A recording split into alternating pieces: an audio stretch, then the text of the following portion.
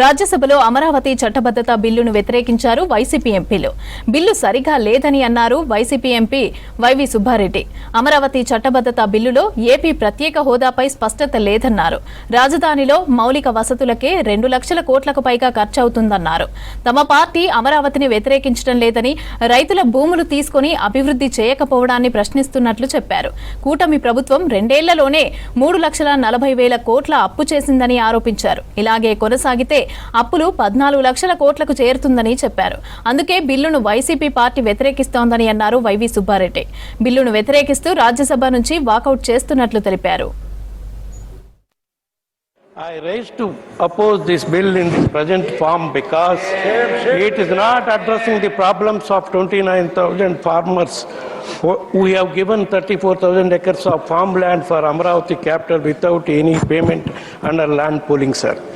Sir, గత 7 సంవత్సరాలుగా ఎదురు చూస్తున్న అమరావతి అభివృద్ధి చేసిన ప్లాట్లను 29,000 మంది రైతులకి ఆంధ్రప్రదేశ్ ప్రభుత్వం ఎప్పుడు ఇస్తుందో అనే దానిపై క్లారిటీ లేదు సార్ ఈ బిల్లులో. Sir, and the second thing is it's not defining that what constitutes capital and what is the definition of capital, sir. Our constitution mentions only capital of the country, sir. On what basis Honorable Home Minister is moving this bill is my question, sir. Sir, when we have not decided what should be the capital of Uttarakhand, Jharkhand, Chhattisgarh and UP, Bihar and MP were bifurcated, sir. Why are you deciding in case of AP it is nothing but insulting the people of Andhra Pradesh, sir? 50,000 ఎకరాలు acquire చేయాలని చెప్పి తీసుకోవాలని చెప్పి తీసుకున్నారు sir. 50,000 ఎకరాలకి 2 లక్షల లెక్కన 1,00,000 కోట్ల రూపాయల నిధులు అవసరం అవుతాయి సార్. రెండో దశలో మరో 50,000 ఎకరాలు తీసుకుంటామని ఇప్పటికే 20,000 ఎకరాలకి నోటిఫై కూడా చేశారు సార్. మరి ఈ 2 లక్షల కోట్లు అంటే 50,000 ఎకరాలు ఇదివరకు తీసుకుంది, మళ్ళా తీసుకోబోయే 50,000 ఎకరాలకి ఎకరాకు 2 కోట్ల లెక్కన సుమారుగా 2 లక్షల కోట్లు ఈ ప్రాంత అభివృద్ధికి కేవలం ఇన్ఫ్రాస్ట్రక్చర్ ఫెసిలిటీస్ క్రియేట్ చేయడానికే అవసరం అవుతుందని, ఈ కొత్త రాజధానిలో నిర్మాణానికి అవసరం అవుతుందని చెప్తున్నారు sir.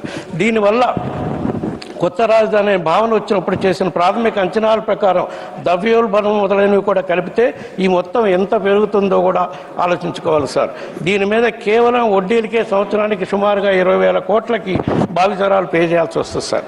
So far in 7 years just 8,000 crores as they have spent on Amravati, sir. If you can invest just 8,000 crores in 7 years, imagine how much time you will take to invest 2 lakh crores. How would be this 2 lakh crores multiply after 25 years, sir? Sir, కేవలం 2 సంవత్సరాల్లోని ప్రభుత్వం ఆంధ్రప్రదేశ్ దాదాపు సుమారుగా 3,40,000 కోట్లు అప్పు చేశారు sir. ఇప్పుడు రాజధాని నిర్మాణం పేరుతో 2 లక్షల కోట్లు అప్పు చేస్తే ప్రతి పౌరుడి తలపై 36,000 అప్పు భారంగా తప్పనిసరి చెప్పబడుతుంది సార్. ఈ నిర్లక్ష్యమైన అప్పుల ప్రయాణం ఇలాగనే కొనసాగితే 2029 నాటికి మన రాష్ట్రం సుమారు 14 లక్షల కోట్ల అప్పుల ప్రభుత్వం కింద నలిగిపోతుంది sir. They moved and adopted in the AP Legislative Assembly, sir. It was not adopted in the Legislative Council, sir. That is without following the legislative procedure, sir. Sir, this clearly indicates there is a big drama about bringing this bill, sir. So with these submissions, our YSR Congress Party opposed this bill, but the reasons mentioned in the beginning and in protest, we are walking out, sir.